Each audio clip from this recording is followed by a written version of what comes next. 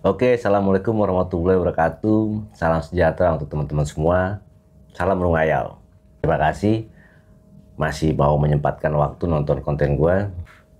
Dan gue juga berterima kasih untuk teman-teman yang sudah memberikan like, subscribe, dan juga memberikan komentar-komentar yang positif di channel gue. Ya, gue berharap di channel gue Rungayal, ya gue berhayal untuk kebaikan lah ya. Hayalan yang dianggap negatif jika kita gunakan ke hal yang positif mempunyai nilai untuk kita semua. Senjata yang paling tajam menurut gue bukan pisau, tetapi lisan. Jadi bijaksanalah menggunakan lisan kita semua, teman-teman. Orang bisa sakit hati, kesal, bahkan bisa dendam karena lisan. Karena lisan orang lain menyakitkan hatinya, sehingga ada rasa kecewa, ada rasa dengki, rasa kesal, dan bahkan bisa menjadi rasa dendam. Jadi bijaksanalah kita menggunakan lisan kita. Kita ucapkanlah secara objektif. Jika memang ada sesuatu yang salah pada orang lain, keluarkanlah lisan kita, komunikasi kita, teguran kita secara objektif. Lisan itu senjata lah. Komunikasi itu senjata. Orang bisa kelihatan pintar karena lisannya, karena komunikasinya. Orang yang pintar pun kalau lisannya tidak baik, tidak bagus, tidak aktif, tidak komunikatif, akan terlihat bodoh. Padahal dia bisa saja orang yang cerdas. Lisan juga bisa membuat keburukan.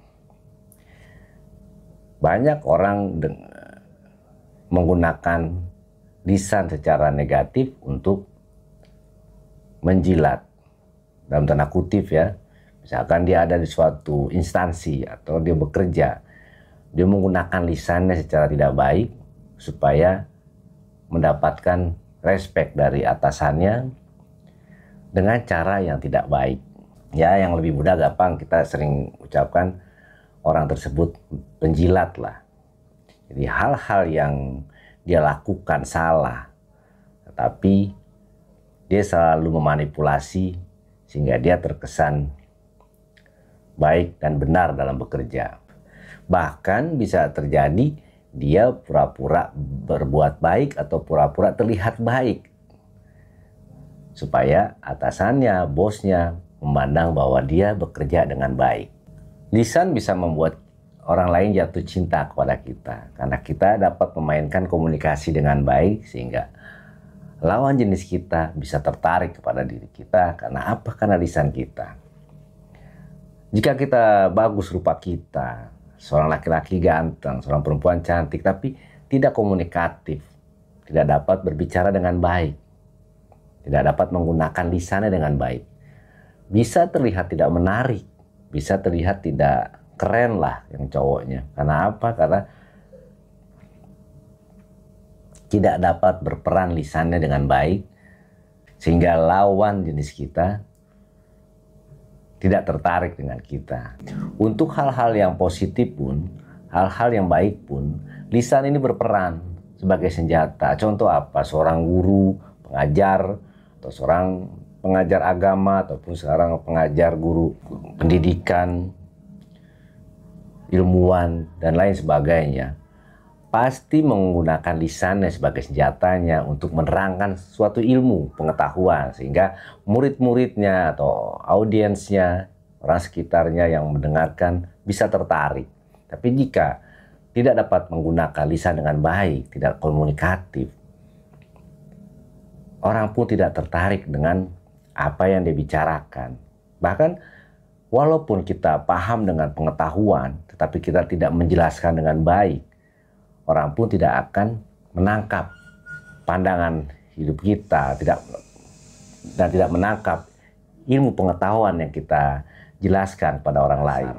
Dari zaman dahulu, komunikasi adalah ilmu dasar dan alat untuk menerangkan suatu pengetahuan apapun di muka bumi ini.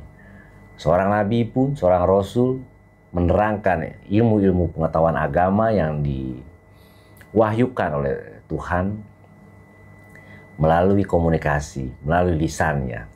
Sehingga murid-muridnya atau orang yang mendengarkan ucapannya dapat tertarik dan dapat memahami ilmu pengetahuan agama.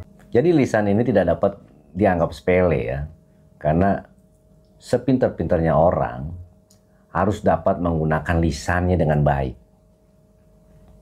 Karena kalau tidak dapat menggunakan lisannya dengan baik, komunikasinya pun kurang, maka pengetahuan yang dia miliki tidak akan terlihat. Pengetahuan yang dia miliki tidak dapat diambil oleh orang lain. Karena manusia itu kan harus bermanfaat ya. Jadi pengetahuan yang kita miliki, kita harus dapat manfaatkan dan kita gunakan supaya dapat berguna. Orang lain dapat berguna dan bermanfaat untuk orang lain. Tetapi kita harus bijaksana, karena seringkali banyak orang di sekitar kita tidak menggunakan lisannya dengan baik, tidak menggunakan lisannya dengan bijaksana. Bahkan ingin mencoba berbuat baik pun salah menggunakan lisannya. Contoh seperti apa? Misalkan ada teman kita, saudara kita yang mungkin tidak mengerti atau membuat suatu kesalahan dalam hidupnya. Seringkali kita menegurnya ataupun menasehatinya di tempat yang salah. Kita menegurnya tentang kesalahannya, mencoba untuk menasehatinya, tetapi berada di sekitar orang banyak. Sehingga kesalahannya, mungkin dalam tanda kutip aibnya, dapat terdengar oleh orang lain. Sehingga kesalahan-kesalahannya secara tidak langsung jadi bahan omongan, jadi bahan gunjingan orang-orang sekitarnya. Karena apa? Karena ada satu orang yang cara menerapkan menasehatinya salah. Itu sering seperti itu ya. Mungkin niatnya baik. Dan itu banyak terjadi. Mencoba untuk menasihati orang, tetapi secara tidak langsung malah menjatuhkan orang tersebut. Sehingga orang tersebut akhirnya terkesan tidak baik di antara teman-teman yang lain, di antara saudara-saudaranya yang lain. Kalau kita memang berniat baik, ingin membenarkan diri orang yang salah, teman kita yang salah, saudara kita yang salah, kita panggil dia. Secara empat mata kita bicara menasihatinya. Kecuali memang mempunyai kesalahan di dalam suatu organisasi. Itu harus ada saksi-saksi yang mendengarkan, yang melihat. Karena kalau di dalam suatu organisasi, di situ pasti ada hukuman, ada punishment di situ. Nah itu beda soal ya. Tapi jika kita dalam hal berteman, dalam hal persaudaraan, kita harus melihat ke hal yang berbeda. Cara kita menasehatinya, cara kita menegurnya, kita harus bijaksana. Karena lisan ini adalah senjata. Senjata untuk hal yang positif, bahkan senjata untuk hal yang negatif. Bahkan di lingkungan sosial ya, lisan ini, perkataan, caci makian melalui lisan yang sering kita lihat di sekitar kita, itu adalah suatu penyebab utama sehingga terjadinya perkelahian, terjadinya permusuhan. Karena apa? Pencetusnya yaitu lisan kita. Karena kita tidak menjaga lisan kita sehingga kita mencaci orang, menceritakan kesalahan orang, menjelek-jelekan orang. Senjatanya atau penyebabnya adalah lisan. Jadi gunakanlah lisan kita secara bijaksana. Bicaralah yang baik, bicaralah yang sewajarnya. Dan jika ada suatu permasalahan, bicaralah, gunakanlah lisan kita secara objektif. Jika memang itu ada satu kesalahan, kita harus menjelaskan suatu permasalahan secara benar dan baik. Jangan kita membicarakan suatu hal yang buruk, tapi kita bicarakan menjadi hal yang baik. Begitupun sebaliknya, hal yang baik kita bicarakan menjadi hal yang buruk. Karena lisan adalah suatu irama, suatu suara. Manusia itu lebih mudah menangkap suatu perkataan, suatu pengetahuan melalui irama. Jika kita mendengarkan suatu irama, musik, kita pasti akan mudah untuk mengingatnya. Bahkan memori kita pun dapat menangkap dan menyimpannya. Contoh saja kita belajar. Jika kita belajar dalam hati, pasti akan lama untuk kita cerna, untuk kita pahami dalam pikiran kita, bahkan untuk tersimpan di memori kita. Tapi jika kita belajar pada saat kita sekolah, supaya dapat mengisi ujian dengan baik, pasti kita akan membaca suatu pengetahuan, bahkan kita bahas dengan teman sekolah kita dengan cara verbal, dengan cara menyuarakan suatu pengetahuan tersebut. Sehingga apa? Untuk apa gunanya?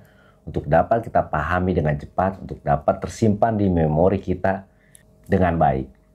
Tapi jika kita belajar sendiri, kita berdiam, membacanya pun dalam hati, memang dapat kita tangkap dengan baik, tetapi tidak 100% ataupun tidak akan mudah kita cerna dan kita simpan dalam otak kita, dalam memori kita.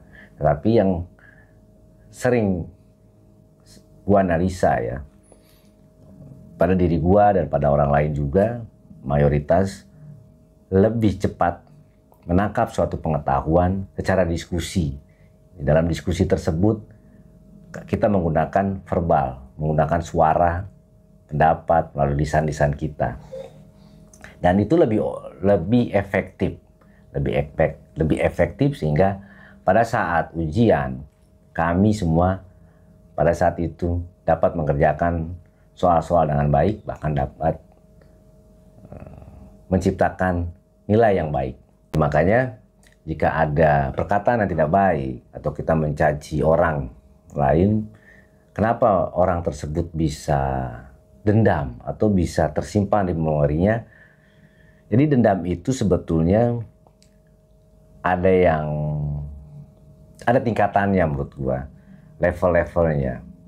Ada yang dendamnya memang sudah sampai level tingkat tinggi sehingga dia untuk ketemu gua pun mungkin yang pada saat itu marah sama dia atau mencacinya, nggak akan mau dia ketemu lagi. Tapi ada yang dendamnya ringan.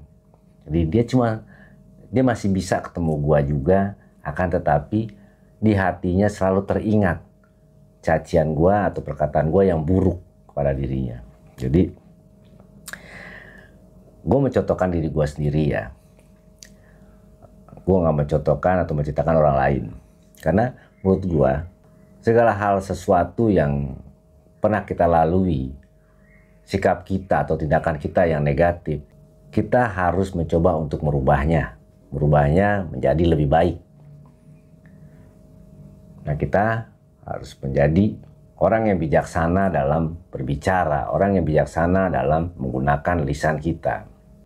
Karena lisan itu lebih mudah untuk ditangkap, lebih mudah tersimpan. Jadi jika kita marah sama orang, bahkan marahnya itu mungkin akan menggunakan lisan secara negatif, kata-kataan yang kotor atau kata-kata yang kata-kata binatang lah, dengan mudahnya akan tersimpan di memori orang yang kita caci, dan dia pasti akan susah untuk melupakan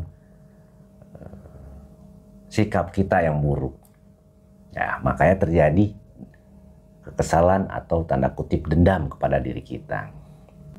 Jadikanlah lisan kita ini suatu senjata yang positif untuk kehidupan kita, dan kita gunakan, kita manfaatkan lisan kita ini untuk bertahan hidup kita, untuk kita berkarya dari berbagai macam profesi yang kita jalani. Mau profesi kita sebagai seniman, kita pasti menggunakan lisan kita juga. Profesi kita sebagai pekerja di perkantoran atau di instansi apapun, kita pasti akan menggunakan lisan kita ini dengan baik, bermanfaat. Mau profesi apapun, gunakanlah lisan kita dengan bijaksana dan jangan menyakitkan hati orang lain dan juga jangan menjatuhkan orang lain. Assalamualaikum warahmatullahi wabarakatuh. Salam sejahtera untuk teman-teman semua. Salam Rumahayal.